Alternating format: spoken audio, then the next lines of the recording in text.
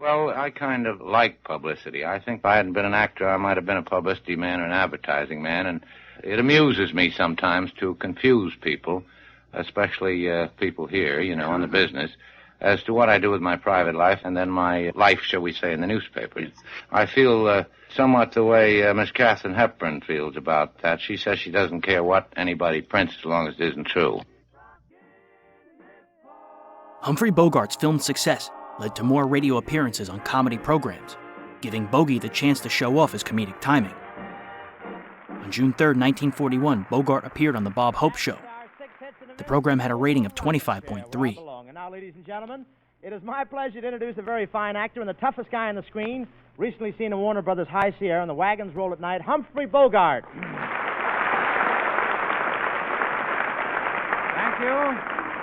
Thank you, Bob. I'm glad to see you got down off that mountain all right, Humphrey. Just a minute, Hope. My pals call me Bogie. What do the fellows on this program call you? There must be some way to answer that and still stay on the air. Oh, pardon me if I'm a little nervous around you, Humphrey. You're so tough. When you walk down the street, the people run into their houses. Yeah? And then you come on the air and they run right out again. Just a minute, Bogart. You can't talk to me that way. What's that? What'd you say? I don't know. I wasn't listening. But I'm warning you, Humphrey, don't fool around with me. Why? Do you carry a gun? You see this hip? Yeah. What about it? Bulges, doesn't it? Wait a minute. Don't reach for your rod. I was just kidding, Bob. All I got in my pocket is a handkerchief. I still think it's a gun. No, it's a handkerchief. Watch. I'll use it. Bad cold. Say, Humphrey, 2 weeks ago we had your co-worker, Priscilla Lane, on this program. She just finished a new picture at Warner Brothers, a $500,000 baby. Oh, now, wait a minute, Bob. Not a $500,000. The name of the picture is $1 Million Baby. You mean it was before the tax. Say, tell me, Bogie, what picture did you just make over there? I made a picture called The Wagons Roll at Night. Oh, you mean like Crosby's horses? But you're so... oh, that'll kill her in this. Oh, for that Norman, anything. But you're so tough in your pictures. Tell me, Humphrey, were you always a mug? Oh, no, I was the nicest boy in my neighborhood. I always went to school dressed in my cute little Lord Fauntleroy suit, and when I walked down the street, all the neighbors would point at me and say, "There's a little rat who blew up the pool room." Say, I was a tough kid, too. In school, I used to make spitballs and throw them all around the room. No, you did? You did? Me, too. It only took me a half an hour to make a spitball. Well, I could make one in a minute. You mean you didn't wait for the cement to harden? Humphrey, you're just a mug at heart. You're the kind of guy who would put a mustache in the Mona Lisa. Oh, no, not me. If he can't raise his own, I'm not going to help him. Well, I've watched you a lot in pictures, Humphrey. Tell me, doesn't it make your flesh crawl when you stand there pumping bullets into guys, sticking knives into guys' backs, putting guys in wet cement and tossing them in the river? Oh, no, don't bother me at all. I go right home and sleep like a log if a fuse don't blow. If a fuse don't blow? Well, good gracious, you didn't expect me to sleep with the light out.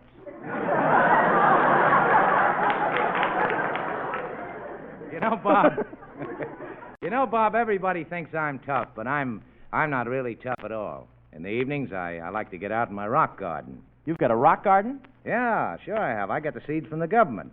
Say, my brother's in a rock garden under government supervision, too. Yeah, he is? Yeah. What does he grow? A little older each year. Tell me, are you going to keep making those gangster pictures over Warner Brothers with George Raft? Yes. As a matter of fact, George Raft and I would like to have Skinny Ennis in our next picture with us. Why? What good would Skinny Ennis be in a prison cell? Well, we could pick the lock with him. Well, I'll call Skinny over here and have him meet you. Hey, Skinny, come here. Hiya, fellas. Skinny, this is Humphrey Bogart. Well, shut my mouth. Shut my mouth. Be careful, Skin. This guy'll do it. Hiya, Skinny. Hiya, big shot. What do you have from the mob? Get a load of public adrenaline, number one. Oh, Bob, me and Bogie come from the same neck of the wood. Is that so? Where were you born, Skin? No, he wasn't born. A St. Bernard dug him up. Yeah, hold on now. Maybe I don't look like so much on the surface, but, man, when you look a little further, you'll find I'm really nothing.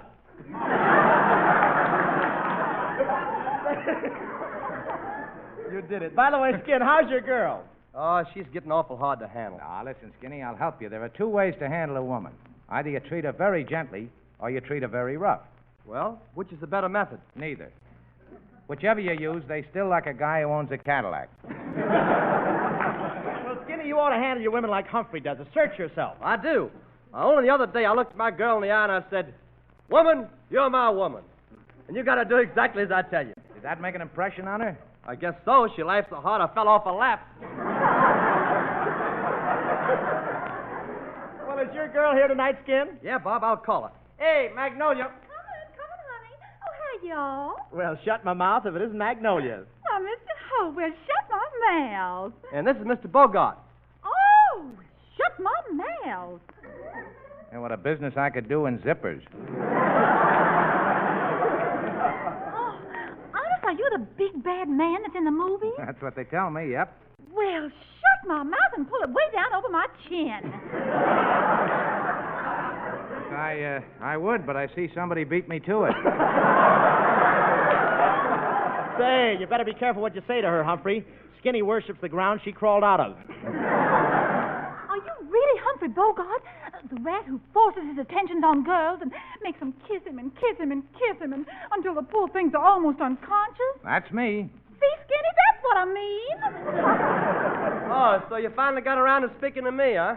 Oh, I didn't mean to neglect you. How are you, honey lamb? Oh, he's just fine. How do you know? He's using my blood today. Hey, isn't Mr. Bogart a tough-looking guy? Oh, he's not so tough. Oh, no? No. I dare you to knock this chip off my shoulder. Magnolia, let me down. Gosh, Mr. Bogart, I wish Skinny could kiss like you. Oh, well, what's wrong with Skinny? Does he give you the fatherly kiss or the brotherly kiss or the real sweetheart's kiss? Well, I don't know. Which is the one where I have to bend down and pick him up after it's all over? You see, Skinny's the weaker type. I'll show you how to kiss her, Skinny. Come here, dame, and throw your arms around me. I will not. Oh, no, I'll show you who's boss around here. Ooh. That'll show you. Now let me down. Thank you, Humphrey Bogart, and you'll be back with us in a few minutes, folks. Take it, Skin. The next February, Bogart appeared on the Jack Benny program. Benny and Bogart had tremendous natural chemistry. Jack, he's here. Who's here? Oh, well, hello, Humphrey. Hello, Jack. Glad to see you. Ladies and gentlemen, that star of Warner Brothers Pictures, Mr. Humphrey Bogart.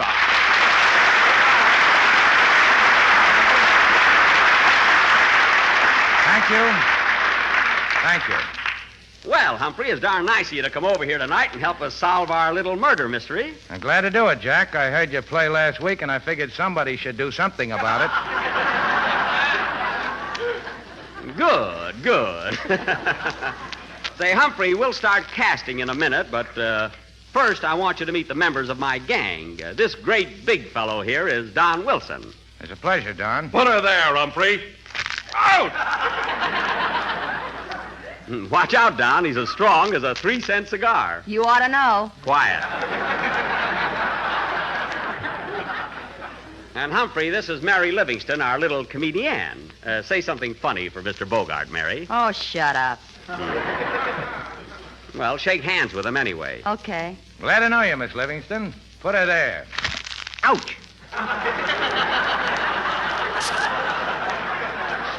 Mary. And this is Dennis Day, our young tenor, and Phil Harris, our musical genius. Hiya, fellas. Bonsoir. Come on, Talibou, Humphrey.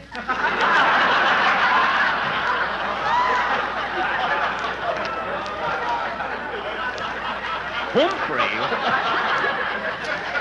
Is that French, Humphrey?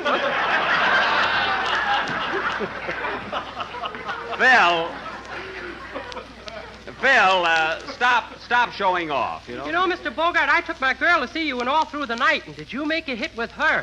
Did you make a hit? Dennis. Ah, she kind of liked me, eh, kid? Well, she talks out of the side of her mouth now, if that means anything. Well, that's real hero worship. I guess we can get started with the casting, Humphrey. Say, where's Rochester? I'd like to see him.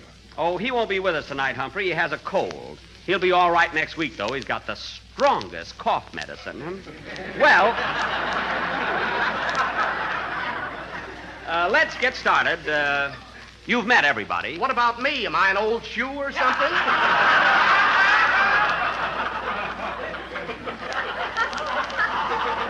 Believe me, Virgil, he's not interested in meeting you. But if it'll make you happy, all right. Humphrey, this is Virgil Reimer, our great sound man. Pleased to meet you, Mr. Reimer. I've admired your work on this program for a long time. You see? Okay. Now, let's get on with our sketch. This evening, ladies and gentlemen, we are going to present the second episode of our mystery melodrama, The Frightwig Murder Case, or That Rug Will Have to Go to the Cleaners. Now, Dennis Day will be Mr. Frightwig, the victim. Howdy, folks. Lay down. Mary will be his wife, who misses him now but didn't when she shot him. And Don... Yes, Jack? You're going to be Jurgen, the butler. Only this week, I wish you'd be a little more highbrow. Can you talk with an English accent? Well, I'll try. Good. Ladies and gentlemen, Ladies. the next time you toddle down to your neighborhood grocer, why don't you ask the clerk for a package of Jell-O? Package? You will find that it comes in 6 terribly divine flavors: strawberry, raspberry, cherry, orange, lemon, and pip-pip.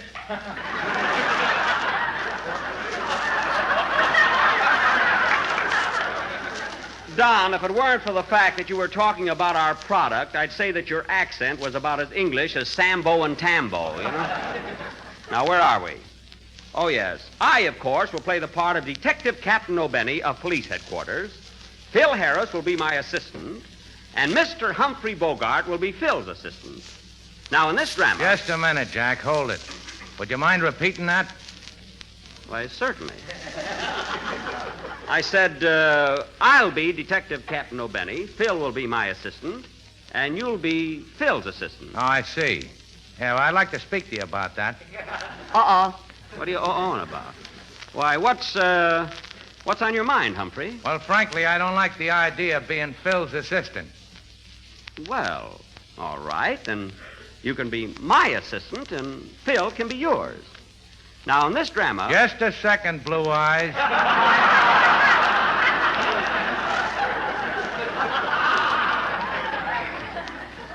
Well, thank you.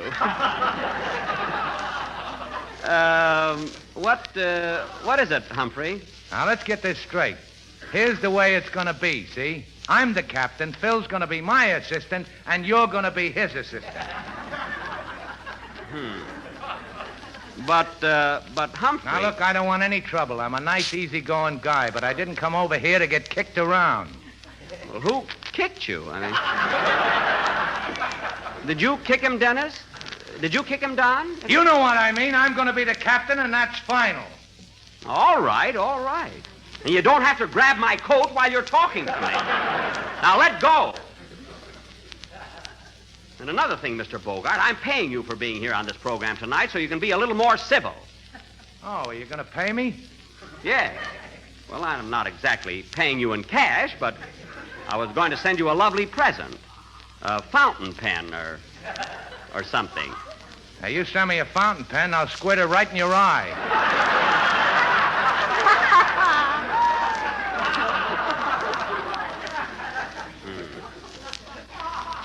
Is that so?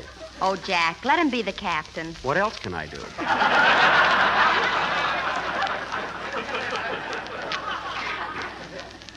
Got a good mind to punch him right in the nose. Well, why don't you? Because he's carrying a gun. He's what? A gad. He's packing a gad. Well, anyway, ladies and gentlemen, Mr. Humphrey Bogart will play the part of Detective Captain O'Benny. I want my own name. All right, you'll be O'Bogart.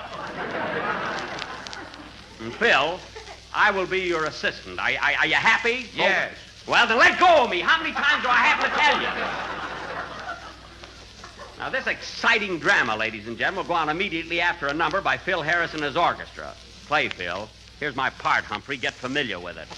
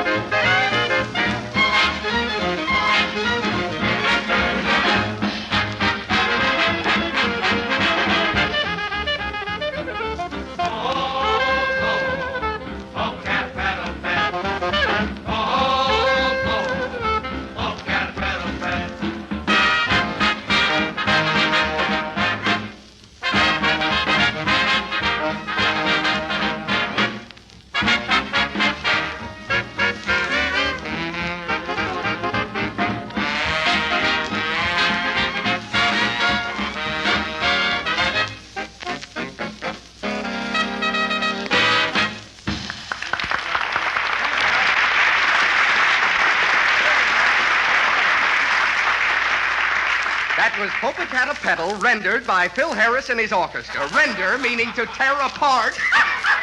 That's a Lulu! Virgil! Now, Virgil, get away from that mic. And stop trying to be funny on my program. What's the matter? Do you see the handwriting on the wall?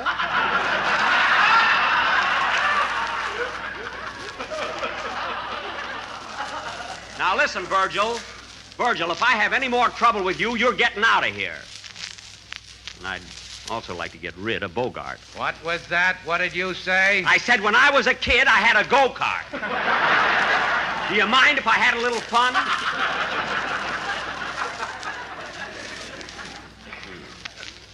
If I hadn't given a quart of blood to the Red Cross, I'd tear him to pieces.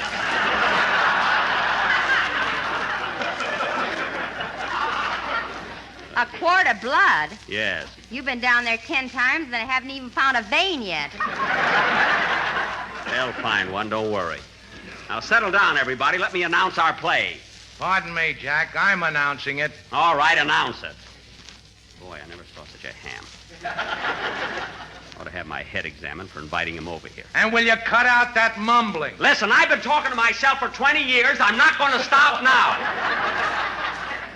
Go ahead, announce the play. And now, ladies and gentlemen, we are going to offer the second episode of our mystery melodrama entitled The Frightwig Murder Case, or All Through the Night. Had to give his new picture a plug. I like the picture, though, but what I could have done with his part, boy. Jack, pipe down. Oh, poof. Now, as you may remember, last week, Mr. Homer J. Frightwig was found murdered in his den. He was shot several times. In fact, his chest looked like a well-patronized punchboard. Boy, I'd have gotten a yell with that line. A yell. They'd have screamed at me. Virgil!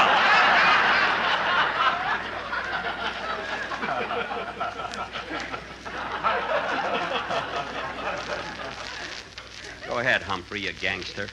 Captain O'Benny was called into the case but was unable to make any headway. So this week, I will solve the crime. I'll bet. Go ahead, you thug. As the scene opens, we find Detective Captain O'Bogart and his two assistants. Had to make a mistake.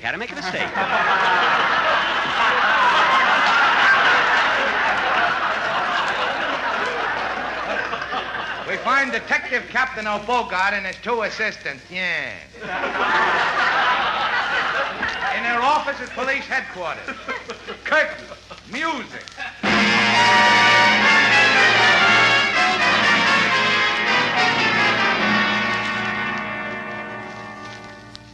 Oh, Sergeant O'Harris. Yes, Captain. What's new on the Fenchel robbery? Did you find out if the chauffeur had anything to do with it? Well, it couldn't have been the chauffeur, Cap. He had an airtight alibi. Alibis. This is the third month of the investigation, and we're no further than we were when we started. Something has got to be done, I tell you. I want action. Do you understand? Action. Yes, sir. Not scaring me, I can tell you that. Now, listen, O'Harris. What makes you think the chauffeur is innocent? Well, at the time of the robbery, he was out of town. We traced him as far as Altoona, Pennsylvania. Altoona, eh? Boy, what a hit I used to be in that town. Stop the show every night. Well, what happened after he left Altoona? Well, we traced him as far as Chicago, and then we lost track of him till last week when he turned up in Los Angeles with a blonde. With a blonde, eh? Shut up! All right, but if you ask me... There's a phone. I'll take it. I'll take it. I'll take it. All right, take it. Such a little guy, I can't understand why I don't slug him. You're a coward. Oh, yes.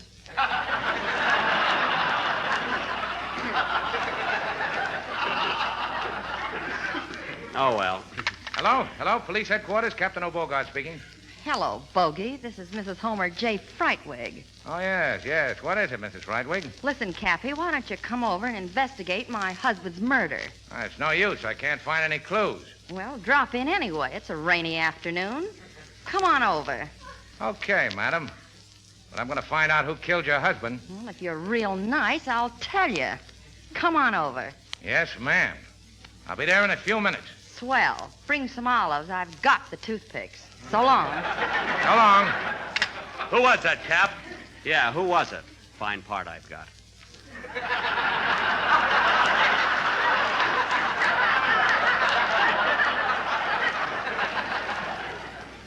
Wish I had my violin with me. Well, who was it? That was Mrs. Homer J. Frightwig. Come on, men. We're going over to her house right away. And I'm going to solve this crime, or my name ain't no Bogart.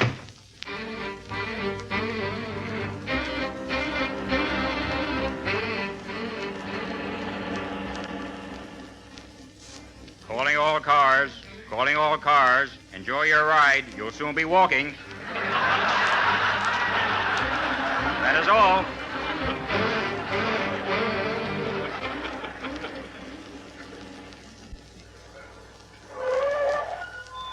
Well, here we are, Cap. Yeah, this is the place, all right. Break the door down, O'Benny. Yes, sir. Stand back. Open this door, I'll break it down. Open this door, I'll break it down. Well, what are you waiting for, Virgil? Break down the door. Please. You won't hear a single splitter until you apologize.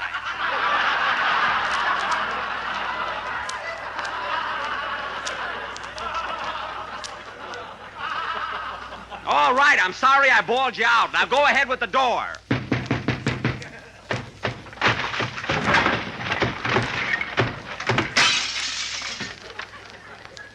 Very good.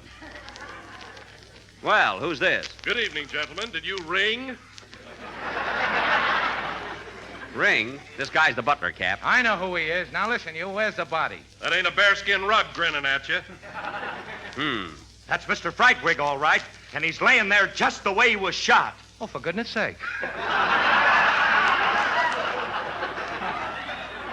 Some tough guy. I bet anything he faints. What was that? Well, come on, Humphrey. Find out who done it. Just a minute, miss. Who are you? I am Fifi, the French maid. Oh, yeah? Now listen, Fee. My name is Fifi. Well, I'm in a hurry. Sit down, will you? Say, let me talk to her, Cap. I speak the language very fluent. Fluent?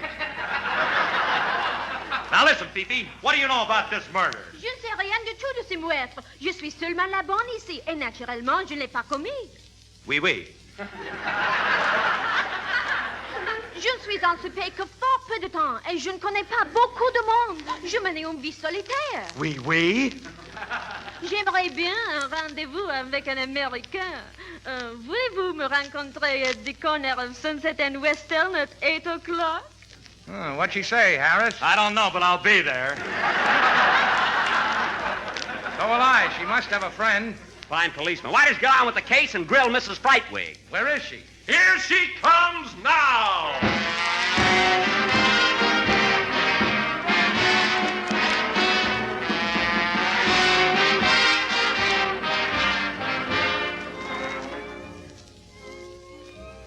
Well, good evening, gents. Pull up my husband and sit down.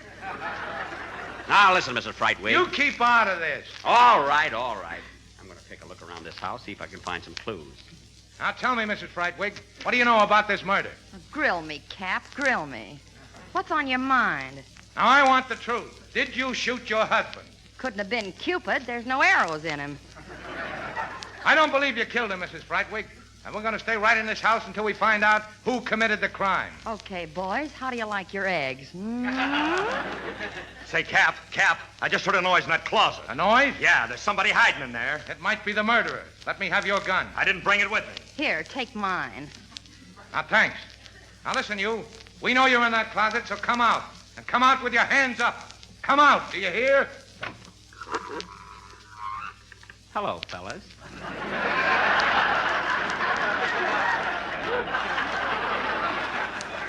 Surprised? Oh, it's you. What were you doing in that closet, O'Benny? I'll tell you what I was doing there. I can't keep it a secret any longer. I committed that crime. I murdered Mr. Homer J. Frightwig. What are you talking about? I killed him, I tell you. Killed him.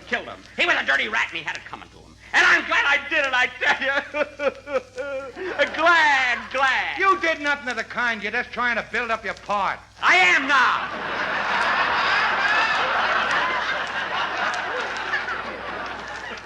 Come on, fellas. I confess. Slap the handcuffs on me. Take me to jail. What are you waiting for? What a ham. Come on, Mrs. Frightwig. Let you and I go out and have a cup of coffee. Okay, Kathy. I'm going with you. No, you can't go until you arrest me. I'm a killer. Do you hear, a killer? And I also committed the... Oh, I'm nuts. Well, I'll be darned. Hey, where did they go? They went out for some coffee, Mr. Frightwig. Oh, That stupid Bogart doesn't believe I killed you. well, that's the way it goes. Yeah, Say, do you play gin rummy? sure. Well, lay down and start dealing. Okay, hit it, boys.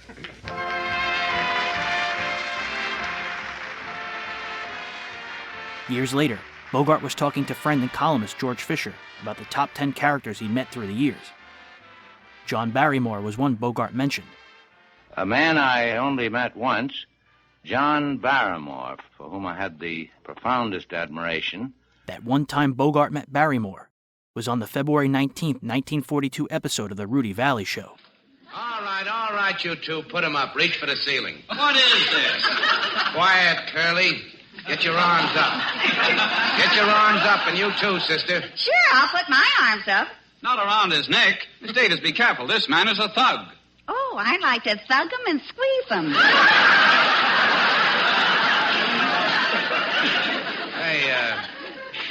Hey, sister, you ain't a bad-looking mole. You mean mole? I mean mole. Gosh, mister, you really are tough. You know, I never saw an outside gangster before. Now, what do you mean outside? Outside of my uncle and two brothers. All right. Enough of this, Gab. Where's the money, Curly? Rudy? Pipe down, bud. Who's this, another customer? I'm Bogart the bad man. This is a stick-up. A hold-up? I'd better phone the police. And tell them I want 2 tickets for the policeman's benefit. Come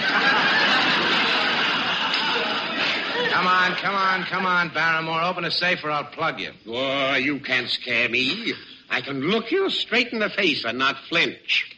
So what? I can look you straight in the face and not... Oh, you got me, pal. I can't do it. John Barrymore passed away 3 months later.